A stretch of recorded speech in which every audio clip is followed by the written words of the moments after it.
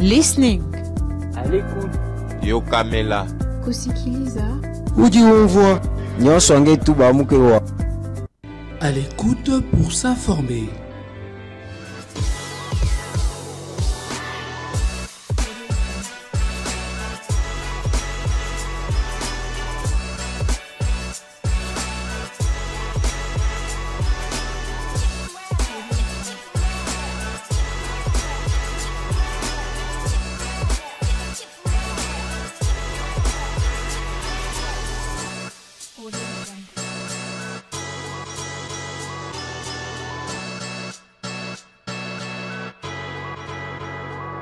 À l'écoute pour s'informer. La République démocratique du Congo est un pays solution au problème du changement climatique par sa position. Le pays est le deuxième poumon vert de la planète après l'Amazonie au Brésil. Mais la RDC, qui est ce pays solution, fait face à des problèmes environnementaux. Il y a la destruction des principaux écosystèmes tels que les forêts, le sol et les eaux. Mesdames et messieurs, bienvenue à votre émission à l'écoute de ce jour qui se penche sur la question environnementale. Et sachez que le pays a célébré le jeudi 5 décembre dernier la journée nationale de l'arbre. Et pour parler sur ces sujets de l'environnement, je reçois Monsieur Bertin Bouya, qui est chargé des questions de problèmes environnementaux de l'ONG Set of Color Foundation, à qui je salue. Bonjour madame. Bienvenue. Merci.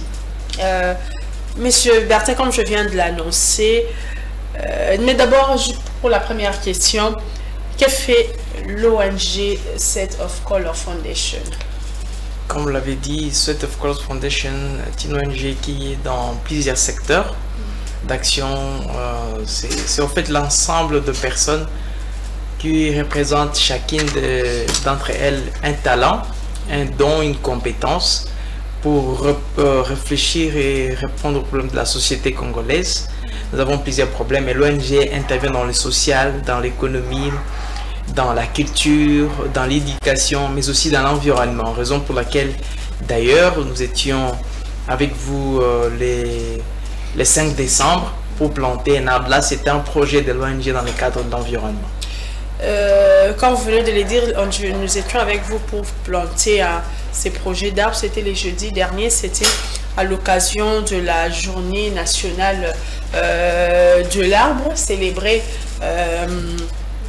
jeudi dernier. Mais l'ONG, vous étiez plus penché chez des enfants. Pourquoi sensibiliser les enfants sur la culture de planter les arbres au lieu de penser d'abord aux adultes?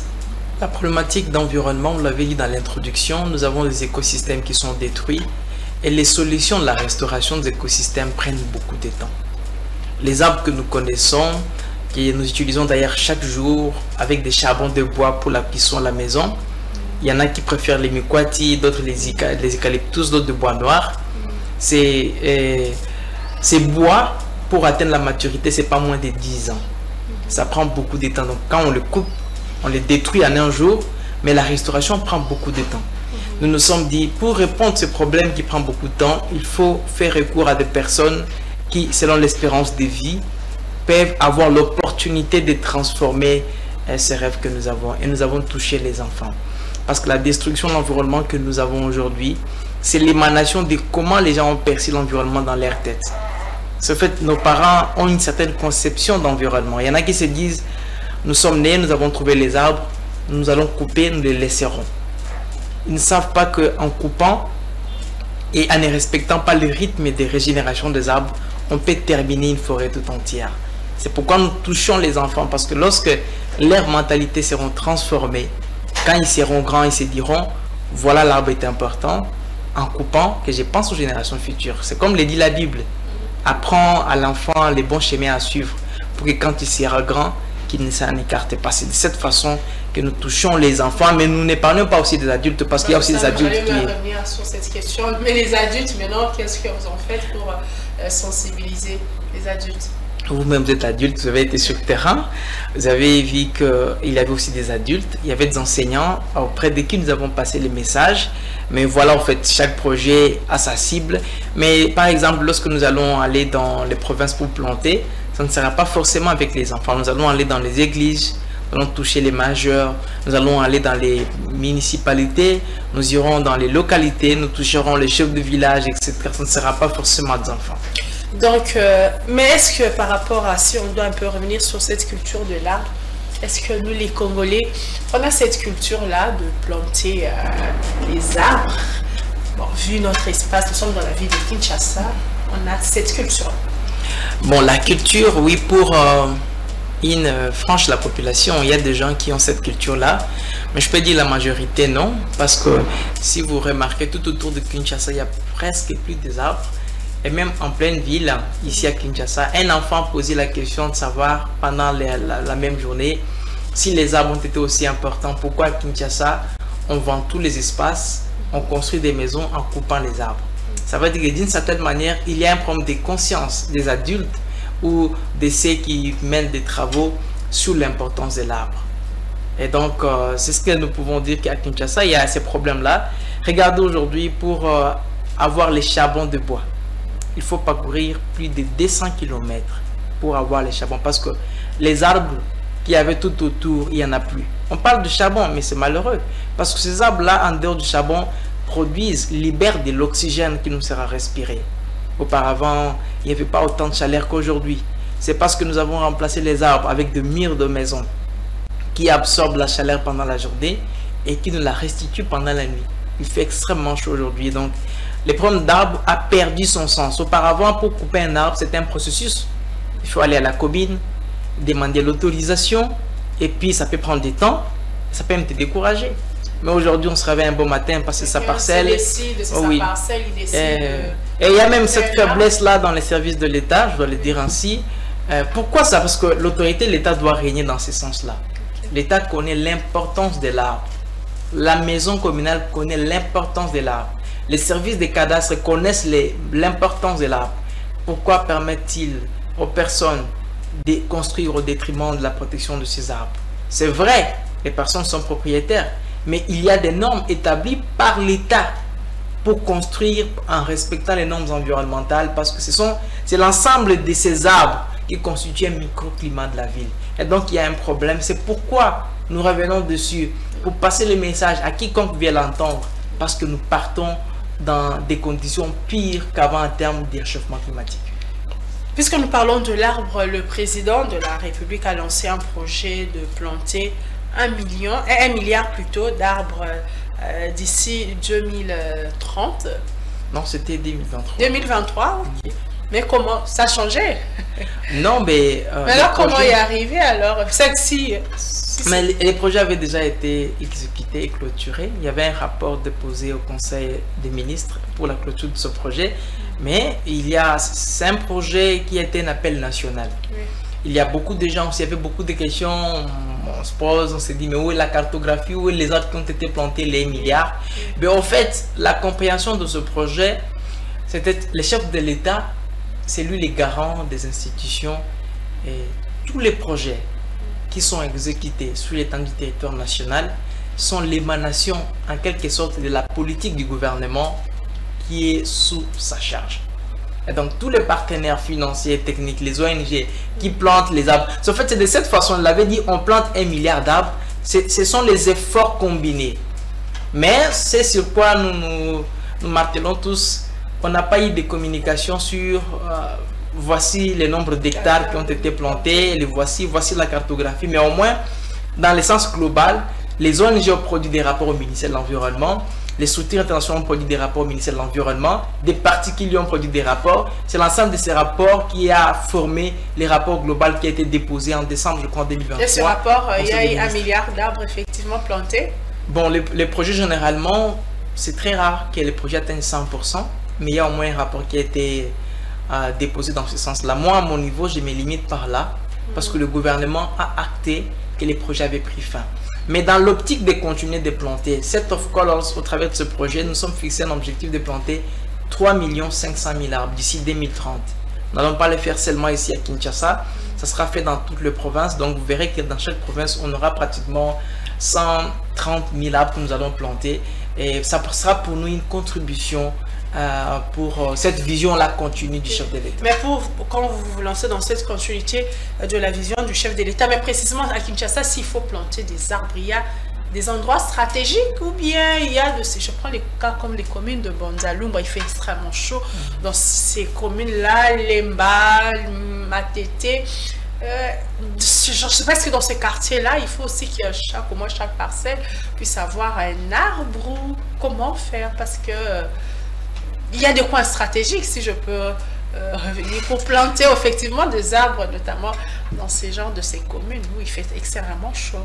Normalement, dans l'aménagement du territoire, dans l'urbanisme, quand on aménage un terrain, on laisse aussi des espaces qu'on appelle verts. Des espaces sur lesquels on peut planter les arbres, en dessous desquels on peut mettre des bancs pour que les gens viennent avoir de l'air, réfléchir, lire un livre. C'est pas une culture vraiment qui est restée chez nous, parce que nous avons transformé tous les espaces verts en des maisons, en des bâtiments, en des supermarchés, etc. etc. Dans des communes comme celle de Bandalungwa. C'est pourquoi avec Set of Colors, nous sommes ouverts au partenariat. Si les bourgmestres nous disent, mes amis, venez, nous voulons planter dans la commune, comment nous pouvons procéder?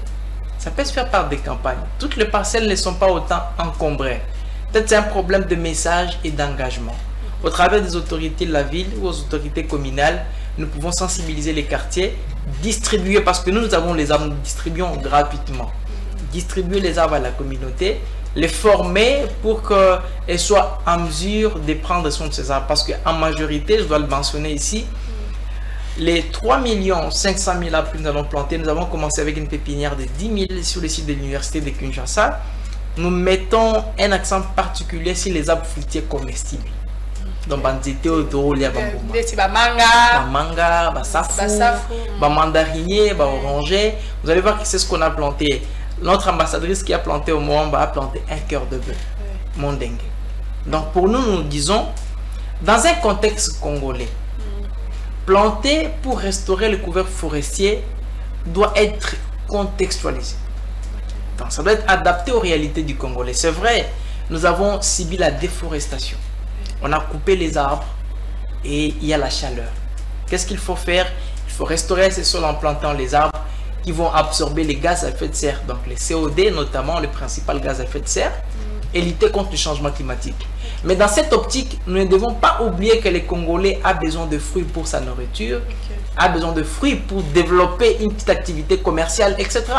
Raison pour laquelle nous nous disons les reboisements adaptés, sauf pour des raisons de carbonisation, donc de production de Makala ou d'autres raisons. Mais si il faut se maintenir compte des arbres pour séquestrer le carbone, alors nous plantons les arbres fruitiers comestibles. C'est ce que nous allons faire.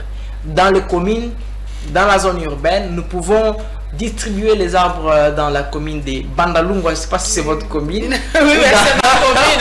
C'est ma commune, Bandalungwa. Ou dans d'autres communes. Je salue toutes. Nous les distribuons, nous formons la population, nous la sensibilisons sur le maintien parce que c'est important. Pour que dans les 5 prochaines années qui viennent, qu'il y ait quelque chose qui soit fait. Si on ne fait pas quelque chose aujourd'hui, 5 ans après, les conséquences du changement climatique vont s'empirer. Nous allons nous plaindre. Ça sera dans le gouvernement à Rotala Makambo, alors que nous, peuple, nous avons la possibilité de faire quelque chose. Voilà un peu. Merci, Monsieur Bertin. Retournons à notre sujet de séjour qui est la République démocratique du Congo, pays solution face aux problèmes des déforestation et de pollution. Est-ce que, puisqu'on vous venez de dire qu'on subit, on a ce problème-là des déforestations, est-ce que les années à venir, la République démocratique du Congo risque de perdre ce vocabulaire de pays solution face à ce problème de pollution et de déforestation? Merci. D'ailleurs, peut-être, je crois que je devrais expliquer un peu ce que c'est le pays solution avant d'avancer. Oui. Pays solution sous-entend les prédispositions qu'a la RDC à répondre au problème du climat. Et ça se passe sous 3 axes. Le premier axe, c'est que la RDC a les forêts qui absorbent les gaz à effet de serre. Je viens de parler du COD ici, qui les séquestrent et qui lutte contre le changement climatique. Dans les forêts, nous avons les tourbières. Les tourbières, c'est la matière organique qui a été piégée dans les zones humides depuis des temps. Nous avons un grand potentiel. Ça lutte contre le changement climatique. Deuxième axe, ce sont les minéraux stratégiques. Notre pays a des lithium, les cobalt, les coltan, tous ces minéraux qui entrent dans la fabrication de voitures électriques, des batteries pour tout ce qui est lié à la transition énergétique. Et donc, nous avons un grand potentiel. Ça, c'est le deuxième axe. Troisième axe, c'est l'eau douce. L'eau douce, nous avons les fleuves, les lacs, qui, en dehors d'évaporer de l'eau qui rafraîchit l'air, cette eau douce peut être utilisée dans la production de l'hydroélectricité. Parce que l'hydroélectricité que nous utilisons ici, c'est une énergie verte et renouvelable. Parce qu'elle provient d'une source renouvelable. Donc, ce sont les potentiels qui font à ce que notre pays soit appelé pays solution. Pourquoi j'ai donné l'explication? C'est pour dissocier le contexte pays solution de la forêt tout simplement. Okay. Pays solution n'est pas seulement lié à la forêt. C'est aussi lié à cela. Donc là, c'est déjà une question pour dire que l'exploitation minière doit être aussi durable pour améliorer les conditions de vie des Congolais, mais aussi pour lutter contre le changement climatique. Mais même l'exploitation minière, là, cette exploitation, ces entreprises, il y a pollution aussi de l'air. Hein. S'il faut... Bien sûr, je risque de ne pas me perdre. Ah oui, en fait, il y a la pollution, mais ce qu'il faut retenir, c'est qu'il n'existe pas de développement sans pollution. Tous les pays du monde, d'ailleurs, les donneurs de leçons sur le climat sont des grands pollueurs. Je vais le dire ici tout clairement. S'il y a quelqu'un qui peut me contredire, qui passe un autre jour ici. Tous les pays, je peux citer la France, la Belgique, les États-Unis, les Canada, tous ces gens-là sont des grands pollueurs parce que ce sont des pays industriels. Mais ce que nous faisons comme lutte, c'est que la pollution ne dépasse pas le seuil. Malheureusement, il y a continuation des pollutions et donc nous risquons d'aller au-delà. Mais par rapport à notre pays, pour revenir directement à la question, nous devons fournir beaucoup d'efforts pour protéger d'abord notre couvert forestier qui existe. Mais pour cela, il faut des alternatives. 80% ou même au-delà des Congolais utilisent les charbons de bois pour la cuisson domestique chaque jour. Ces charbons de bois ne viennent pas de notre planète, ça vient des forêts. Donc chaque jour, des arbres sont abattus pour donner du makala dans les ménages. Pas qui la faute, monsieur Bertin? C'est là où on a un problème d'électricité dans le pays. Ah oui, c'est là où je suis en train de citer. Pour protéger la forêt, il faut mettre en place des alternatives correspondantes aux besoins de la population.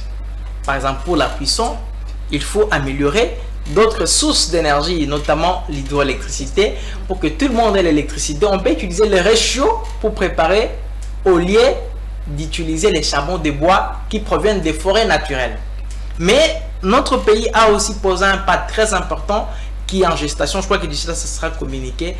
C'est le cadre de concertation multipartite sur le bois énergie, la biomasse énergie plutôt, et cuisson propre. Oui, c'est un cadre qui est développé par le ministère de l'Environnement en collaboration avec des ministères de l'énergie et d'autres ministères pour définir une politique, une stratégie nationale sur la biomasse énergie et cuisson propre, de manière à ce que même quand les gens seront en train de couper les arbres pour le besoin de charbon de bois, que cette coupe ne porte pas atteinte à la forêt naturelle. Et dans cette stratégie, d'ailleurs nous y travaillons, moi-même je suis aussi dans les équipes de travail, on est en train de définir les stratégies parce qu'il ne faut pas ignorer qu'en dehors du fait que couper les charbons de bois, le bois pour les charbons, ça pollue, il y a aussi un aspect socio-culturel lié au fait de préparer avec des charbons de bois. Oui. Il y a des gens qui se disent pour nous, les aussi faire des barbecues, non? Les barbecues, voilà, justement. Oui, il faut les bois. Et puis c'est on a besoin de manger les poulets maillots, les moulous maillots, et on a besoin du bois. C'est clairement prouvé que ce qui a été fumé avec du charbon de bois, ce qu'on met dans les micro-ondes, etc. C'est très bon. Les goûts sont différents. Et donc, nous ne faut pas casser ces rythmes-là parce que nous, on est là environnement. Non. Oui. On définit en place une politique qui tient en compte d'une part l'aspect lié à la pollution de l'air et à la lutte contre le changement climatique, d'autre part aussi à la société. C'est pourquoi cette stratégie définit des mécanismes d'accès à la biomasse énergie et à une cuisson propre tout en minimisant l'impact environnemental de la déforestation liée à la carbonisation. Mais pour y arriver, tout ça, il faut sensibiliser la population. Il faut sensibiliser, il faut passer à ces commerçants qui vont, parce que ce sont aussi ces commerçants qui sont des Kinshasa, oui, dans la stratégie, qui vont là dans des forêts et qui financent.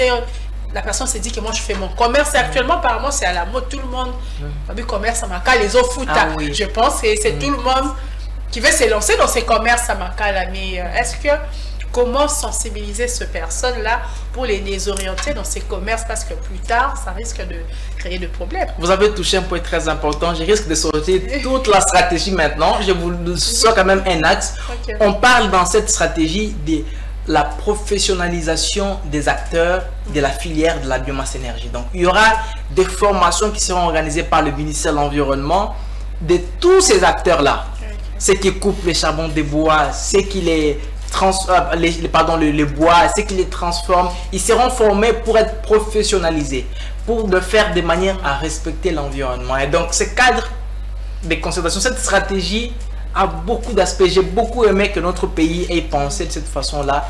Mais au-delà, il faut reboiser. Okay. Il faut planter des arbres. Et il faut le faire maintenant. Parce que selon les calculs qui vont faire la base de cette stratégie, il faudrait planter jusqu'à plus de 100 000 hectares d'ici 2030 pour promouvoir un accès durable à la biomasse énergie dans notre pays. Et nous, avec notre projet, avec le Set of Colors, nous sommes juste à 7 000 hectares d'ici 2030. Donc, notre objectif, il est minime.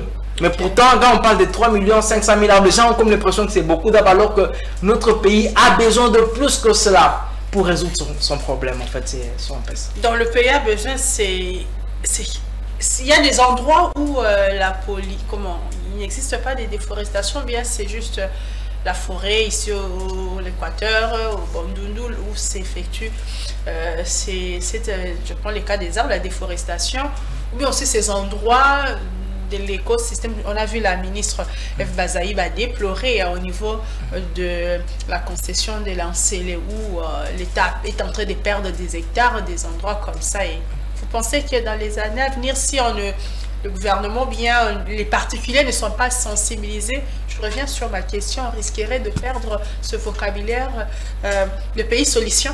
Ah oui, c'est pourquoi il y a beaucoup de mesures qui doivent être prises. En termes de déforestation, nous devons mentionner, Dieu nous a bénis, ce pays a été béni par Dieu. Nous avons des forêts dans lesquelles, jusqu'à ce jour, aucune personne, il y a des endroits dans des forêts, aucune personne n'est arrivée là. Dans la forêt congolaise, ça existe. Dans la forêt équatoriale? Oui. Forêt congolaise, ça existe, oui, oui. Okay. Mais la déforestation dont nous parlons, c'est beaucoup plus lié, d'abord pour ce qui concerne la carbonisation, c'est lié dans les zones périurbaines. Okay. Toutes les forêts qui sont autour des grandes villes de la République, je parle de Lubumbashi, je parle des Kolwezi, pas dans la province de Kolwezi, toutes ces grandes villes, Goma, Kinshasa, Matadi, vous allez voir que tout autour, il n'y a presque plus de forêts. Okay. Ça, c'est une déforestation liée à la production de charbon de bois. Mais il y a aussi des exploitants industriels du bois qui traversent avec des véhicules chaque jour qui vont. Donc, c'est cette déforestation-là. Il faut des politiques, il faut des stratégies. Et ce que je viens de vous dire, c'est une stratégie dans les secteurs de la biomasse énergie qui sont propres. Mais il existe aussi d'autres politiques nationales, notamment dans les secteurs forestiers. D'ailleurs, je dois le mentionner aussi, notre pays, au travers du ministère de l'Environnement, est en train de travailler sur la mise en place d'une politique forestière nationale. Dans cette politique, il y aura définition des différents concepts afin de d'aboutir à une exploitation durable de forêt. La première phase de ces documents aussi importants a été analysée dans la 6e session du Conseil consultatif national de forêt où je suis aussi membre. Et les documents vont évoluer parce qu'il y aura des consultations au niveau de la province pour avoir toutes les autres parties prenantes afin de voir quels sont les points amendés dans la politique forestière nationale. Et cette politique va définir la gestion durable de nos forêts. Donc, d'une part, il y a ce que je viens de dire ici, une stratégie sur la biomasse énergie, et d'autre part, il y a la politique forestière nationale. Ces deux documents, je crois que seront un pilier important qui vont permettre à notre pays de bien protéger ces forêts, et de permettre à ce que les populations vivent aussi de ces forêts. Parce qu'on ne doit pas se les voiler la face. Hein. Nous faisons face à un peuple protecteur de forêts. Mais quelle est la compensation de ces forêts sur l'aspect socio-économique des peuples congolais? Nous avons des populations qui vivent à côté des forêts équatoriales, mais ils n'ont pas d'hôpitaux, n'ont pas d'écoles, n'ont pas de routes. Ils sont dans la misère terrible. Pourtant, ce sont ces forêts, avec ces tourbières qui absorbent les gaz à effet de serre, qui luttent contre les changements climatiques, qui fait respirer le monde entier. On nous appelle poumons du monde. Quels sont les dividendes que les poumons rapportent au pays? Et donc, il y a beaucoup de questions à se poser. Raison pour laquelle, par exemple, pour nous, Set of Colors, avec ces projets de planter 3 500 000, on ne serait pas en train de chercher les financements.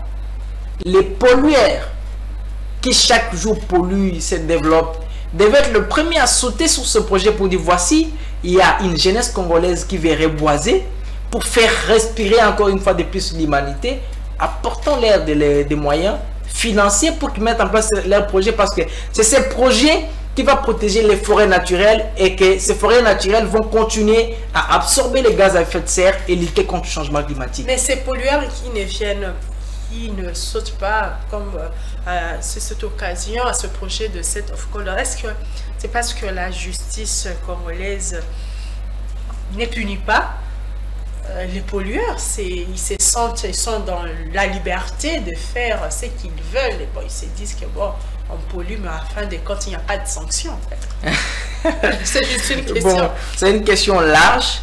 Quand je parle de pollueurs, je ne parle pas forcément de ceux qui sont sur le sol congolais. Oui.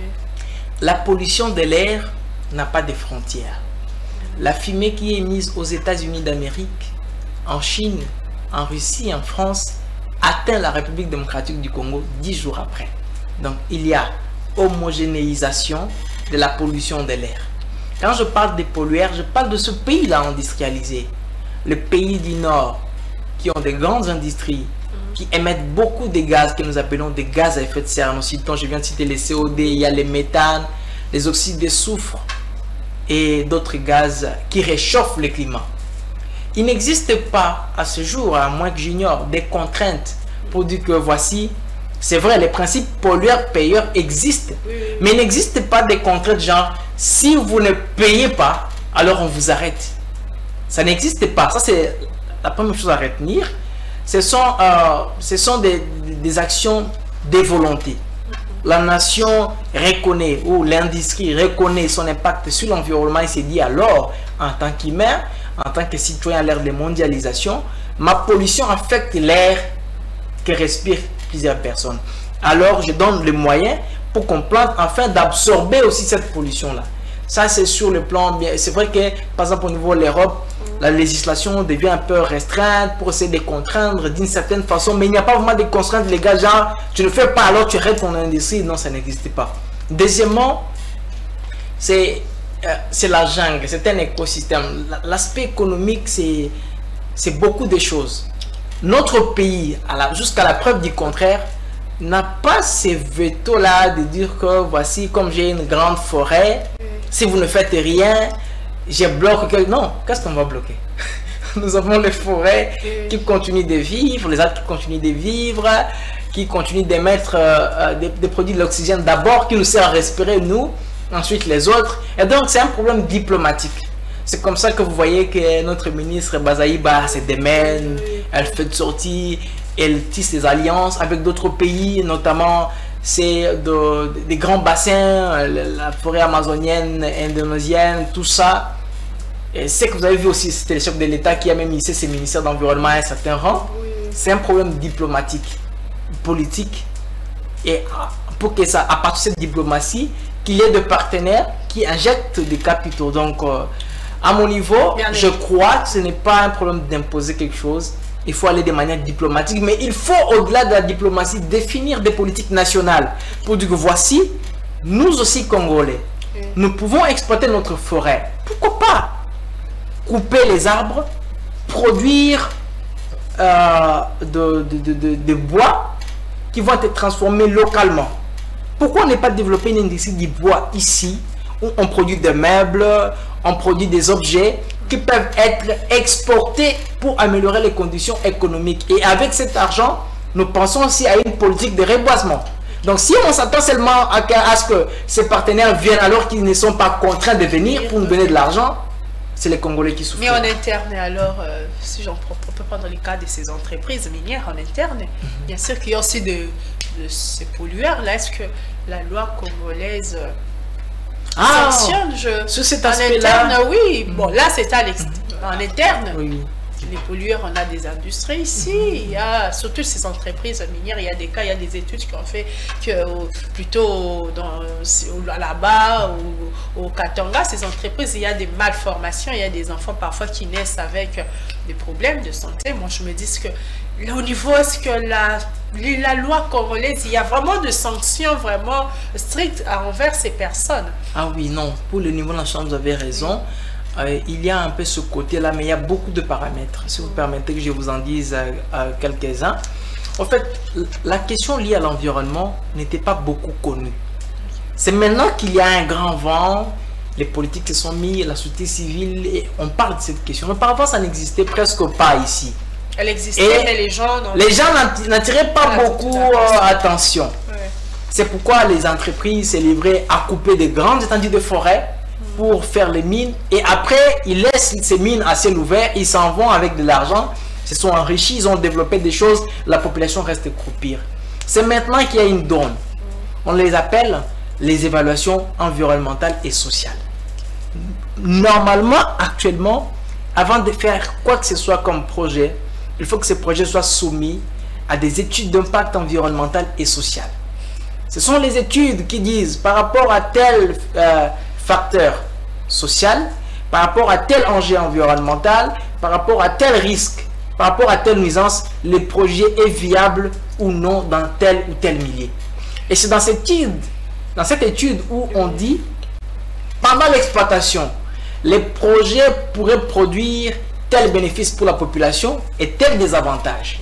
Ça peut être des polluants. Vous parlez d'entreprises au niveau des Katanga qui, en transformant l'air minéré ou en les lavant, notamment quand on extrait les cuivres, ça se passe par l'amalgamation, on utilise les mercures, ça pollue les rivières et les gens viennent boire cette eau-là ou c'est lavé avec, et il y a des problèmes épidermiques et des problèmes de santé aussi graves. C'est dans les études où on dit voici ce que ça va donner comme produit à la fin des déchets toxiques et voici les procédés de rémédiation, de traitement de ces déchets où ces projets n'est pas viable pour être implanté à tel ou à tel endroit. À ce jour, notre agence, l'agence congolaise de l'environnement, l'ACE, fait son travail là. C'est vrai qu'il y a beaucoup de défis autour, il fait son travail.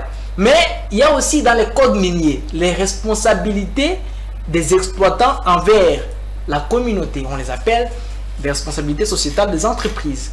Ça les oblige d'une certaine façon à s'occuper de ces populations-là, à faire à ce que les impacts de l'exploitation soient de plus en plus minimisables en termes des impacts négatifs sur cette communauté-là. D'ailleurs, en réalité, quand un village bénéficie d'une mine tout autour, ça veut dire que c'est une bénédiction pour eux. Les conditions de vie du village doivent changer, mais c'est le contraire. C'est pourquoi nos autorités ont un grand champ de travail. Ils doivent continuer à fournir beaucoup d'efforts pour que non seulement les exploitants qui viennent d'ailleurs, la majorité des expatriés, viennent profiter du sol congolais, s'enrichissent, ils s'en aillent, pour que le peuple congolais reste dans des conditions pires, avec des maladies provoquées par l'exploitation. Ça, ce n'est pas humain. Et donc, ce sont là les dons autour desquels nous réfléchissons. Mais je crois qu'il y a aussi des mesures d'atténuation de tout ce qui a été comme impact environnemental. D'accord, mais je sais pas, il y a quelque chose encore à ajouter pour un peu parler encore de question de l'environnement, mais à Kinshasa. Sur ce sujet, il y a à ajouter ou c'est tout? Sur ce sujet, oui, nous avons des entreprises ici, il ne faut pas toucher seulement l'arbre, qui produisent beaucoup de bouteilles plastiques, mais qui n'ont pas de système de recyclage. C'est pourquoi la ville est sale. Il y a aussi un problème avec nos autorités. Ici, des arrêtés, des lois interdisant la production massive de bouteilles plastiques, qui est d'ailleurs une des solutions très importantes pour réduire le flux de plastique dans le milieu. Mais ces arrêtés, ces lois et même des décrets qui ne sont pas respectés. Moi, ça me fait honte que les autorités aient mis leur signature sur une question aussi cruciale, mais que ces arrêtés ne soient pas respectés. Et ces entreprises-là continuent à œuvrer comme si de rien n'était, et les Congolais vivent dans la crasse et donc c'est ce que j'allais ajouter dans cet aspect-là. Ok, mais puisque nous parlons déjà de la ville de Kinshasa, Monsieur Bertin, c'est un secret pour personne, la ville de Kinshasa, elle est très sale. Bouteilles en plastique, sachets par là, vraiment ce sont des immondices qui sont vraiment partout, même dans des endroits, je sais pas, même dans des endroits, vous pouvez dire que même devant des hôtels 5 étoiles ou 3 étoiles, on voit aussi des immondices. Avec une telle salubrité, le sol de Kinshasa ne risque pas de se dégrader parce que, sachez plastique, vous êtes environnementaliste, les années à venir, le sol de Kinshasa. C'est pas prendre des années à venir. Déjà, les sols sont dégradés. Avec cette accumulation, il y en a même qui appellent les phénomènes la sachétisation. Nous n'avons plus un système de gestion des déchets traçables. Ça, c'est pire. On ne sait pas à Kinshasa, les déchets sont pris où, sont transportés comment et sont jetés où. Parfois, peut-être ça se fait la nuit. Nous assistons à des phénomènes de honte où on ramasse les déchets en masse sans un tri au préalable. Et ça veut dire la séparation, les déchets qui se décomposent d'une part, qui ne se décomposent pas d'autre part. Non, on les mélange, on part les jeter dans les érosions. On pense avoir résolu les problèmes. Ces déchets-là sont une bombe à retardement. Parce que les plastiques que vous avez enfouis va faire 100 ans dans la nature, il ne se dégradera pas. Et le sol a été détruit. Vous avez touché un point très important. Et nous qui plantons les arbres, c'est comme ça que après avoir planté, 5 ans après, on ne trouve pas les arbres. On dit, mais vous avez été des aventuriers. Mais non. Nous avons planté sur un sol qui a été détruit par les habitants eux-mêmes. Et sous les regards des autorités qui ont la compétence de réguler ces secteurs de gestion des déchets. Madame, les sols sont détruits, non pas seulement à Kinshasa, dans presque toutes les provinces de la RDC, parce que le plastique est presque partout. Et c'est dommage. Pourtant, il y a des solutions. Monsieur Bertin, dans ce cas, est-ce que ces entreprises qui produisent comme ces bouteilles en plastique, des jus et de l'eau, est-ce qu'au sein du gouvernement, on ne peut pas les imposer? Bon, vous produisez un peu à un moment, vous mettez en place des techniques pour recycler ces bouteilles, ou bien c'est, hey, ils payent des taxes et disent que nous, on fait notre part, on paye le recyclage, ça dépend, c'est l'État congolais, de la mentalité congolaise. Il paraîtrait qu'il y a des taxes liées à chaque bouteille que nous achetons. Dans ce que nous achetons, il y a une taxe liée à l'environnement. Mais c'est pourquoi on revient chez les autorités. Où va cet argent? Parce que la ville est sale. Et s'il n'y avait pas cette taxe-là, pourquoi le gouvernement ne contraindrait pas les entreprises à ne pas produire autant? Moi, je ne touche pas d'abord l'aspect lié à l'argent.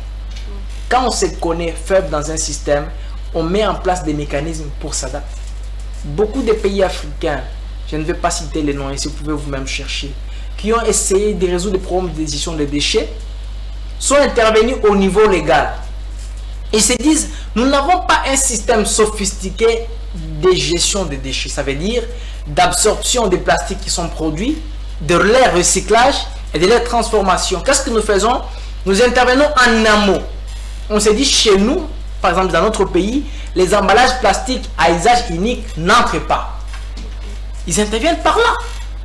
Ils se disent, chez nous, les sachets ne peuvent qu'être que des emballages bio ou oxo-dégradables. Il y a un moment à Kinshasa, bon, je vois au supermarché, quand même, on les a un peu imposés, mais ce sachet-là continue. Dans les supermarchés, au moins, ça ne se passe plus, mais au marché en commun, comme ça, on voit ce sachet qui se continue. Mais c'est là qu'on devrait voir l'autorité de l'État.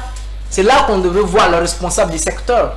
Nous ne parlons pas dans l'air, nous avons tout un ministère national en environnement, nous avons tout un gouvernorat ici, nous avons tout un ministre provincial de l'environnement. Non, pas seulement ici, dans toute la République, ces ministères existent et sont fonctionnels. Mais est-ce qu'il faut... Je prends le cas de la ville de Kinshasa, on reste toujours à Kinshasa. Avec cette insalubrité, est-ce que ce sont les gouverneurs qui viennent, qui ne connaissent pas, qui ne prêtent pas, qui ne cherchent pas peut-être des conseillers en matière d'environnement pour les indiquer un peu comment faire? Parce que souvent, ils viennent, Kinshasa Bopeto, on a entendu le slogan Kinshasa Bopeto. Actuellement, nous sommes dans Kinshasa. Et Zobonga, mais la ville, elle est toujours saluée. C'est par manque de politique d'environnement ou bien, je sais pas. Ne pas connaître, c'est grave. Ils connaissent. Mais pourquoi alors mais on arrive moi, pas à faire ce recyclage des déchets, assainir la ville? Je crois qu'ils n'ont pas d'approche appropriée par rapport à Kinshasa, par rapport à la production des déchets. En dehors du manque d'approche appropriée, je crois que nos autorités n'ont pas autant d'attention particulière sur cette question de la gestion des déchets. Parce que ça ne peut pas résister tout le monde quand même. Mais ça, c'est les cas, ça résiste. Les gouverneurs sont plastique ne peut pas résister toute une nation. Le gouverneur, comment il s'appelle, celui qui est venu avant, Kimbuta. Bon, lui quand même, il a quand même lutté. On avait vu avec l'Union européenne, quand même, il y avait ce recyclage. Il y a Gentini Ngobila qui est passé.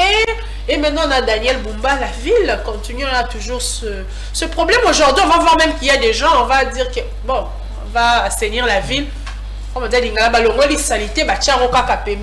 Après un moment, cette même saleté entre dans des caniveaux. On ne sait pas, la population parfois ne sait pas où aller jeter cette décharge. Donc c'est dit, voilà pourquoi, soit c'est un problème. S'ils connaissent pourquoi c'est difficile d'appliquer. Si je dois donner un conseil au gouverneur, parce que c'est notre ville, ce sont nos autorités, nous les soutenons, cher gouverneur, intervenez sur le plan légal. Il y a une réalité. Le rythme de production de déchets à Kinshasa est supérieur aux mécanismes mis en place pour les absorber dans le recyclage, dans la valorisation, dans la transformation. Pour arriver à résoudre ces problèmes, il faut intervenir sur le plan légal. Qu'il y ait diminution de la production des déchets plastiques. Il y a des endroits, si vous impulsez une politique selon laquelle les jus, par exemple, soit consommés en des bouteilles réutilisables, comme on prend le coca, on prend... Ce sont des milliers et des milliers de bouteilles qui seront évitées chaque jour. Eh bien, s'il vous plaît, dans ce cas, c'est pas pour permettre un peu avec les conditions de vie qui deviennent difficiles, donc c'est pour permettre à ces Congolais lambda. Le coca, ce sucre en bouteille qui coûte maintenant 3500 avec les conditions, c'est difficile. Pour faciliter la tâche, pour permettre à ces Congolais quand même aussi de boire quelque chose. Voilà pourquoi ils produisent ça à 500 francs, 1000 francs. Et vous pensez que c'est la qualité? Madame, en fait, quand vous dites ça, je ne sais pas si ça m'énerve, mais en fait, ça suscite en moi un autre sentiment. Nous devons être réfléchis. Un jus de 500 francs, on comprend, qui n'est même pas de bonne qualité, qui est la source des cancers et beaucoup d'autres choses, beaucoup d'autres maladies, et qui ensuite, la bouteille contribue à la pollution de l'environnement, à des inondations qui conduisent à mort plusieurs personnes, et une politique qui fait à ce qu'il y ait des bouteilles qu'on doit réutiliser avec un contenu de qualité pour la santé de la population. Vous dites que nous devons opter pour cela parce que les Congolais... moi, je me suis dit peut-être... non, mais si c'est ça le raisonnement, ce n'est pas vous. Oui. Je parle de ceux qui autorisent ça. Si c'est ça le raisonnement, c'est en dessous de la moyenne parce que il y a la possibilité de répondre et au problème de la santé de la population en leur offrant un produit de qualité avec un bon contenant qui est réutilisable, tout en protégeant l'environnement, en évitant l'insalubrité, les inondations et toute la mauvaise gestion des déchets, qu'elle continue à mettre en place un système de produits de mauvaise qualité en majorité. Vous avez vu des démonstrations qu'on a fait avec des jus que nous prenons ici, qui d'ailleurs des conseils à certains de prendre, et un produit de cette qualité-là qui, au-delà, va produire une bouteille qui va faire 100 ans dans la nature. Non, on doit parfois s'asseoir. C'est vrai que c'est difficile pour les autorités qui nous entendent, mais en fait, il n'y a pas de magie dans ce secteur. Si on continue à faire ce qu'on fait généralement, on nettoie la rue, l'avenir, on cure l'avenir ici, les déchets vont venir de très loin pour venir remplacer là-bas après la prochaine pluie. Donc, on ne fera rien lorsqu'on ne maîtrisera pas la production de ces déchets. C'est pourquoi moi, je conseille toujours qu'on intervienne au niveau légal. Qu'on contraigne les entreprises à utiliser des plastiques lorsqu'il y a une nécessité au-dessus de la moyenne.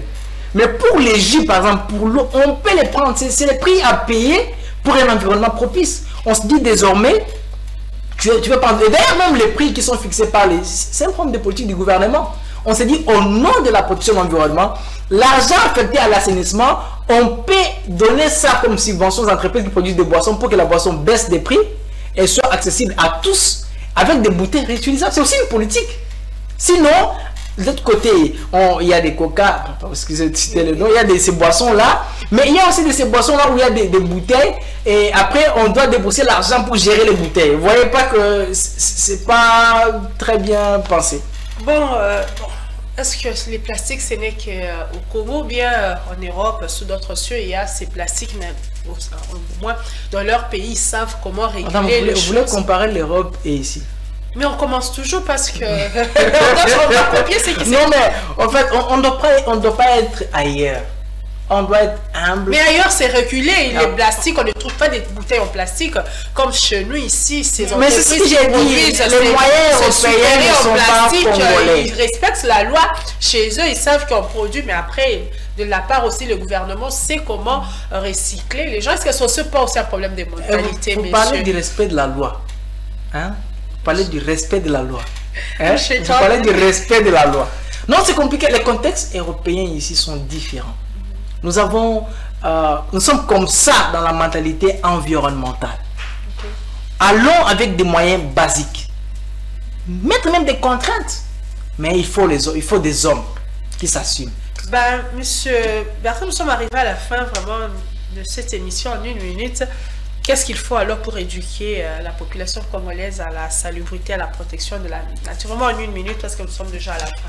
Ce qu'il faut, c'est la prise de conscience. Une prise de conscience qui commence par les autorités, qui touche différents leaders d'opinion, ensuite qui transcende par les petits peuples. Nous, avec cette Of Colors Foundation, nous éduquons aussi au travers des actions que nous menons. Il y a les projets que nous avons lancés, que nous continuons. C'est aussi une façon d'éduquer. Mais le plus de changements de mentalité devrait commencer par la tête. Parce que les poissons, c'est par là qu'ils commencent à pourrir.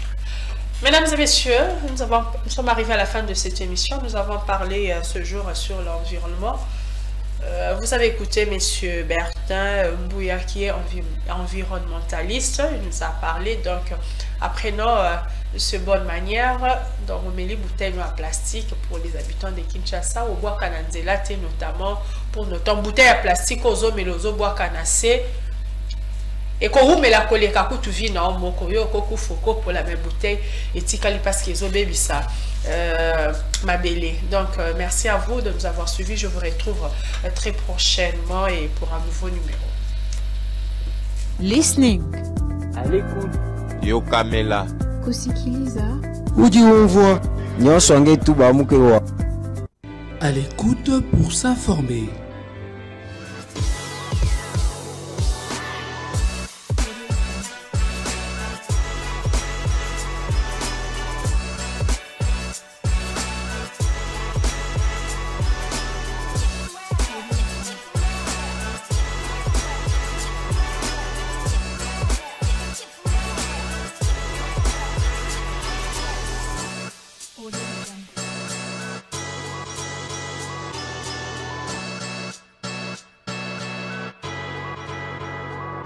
À l'écoute pour s'informer.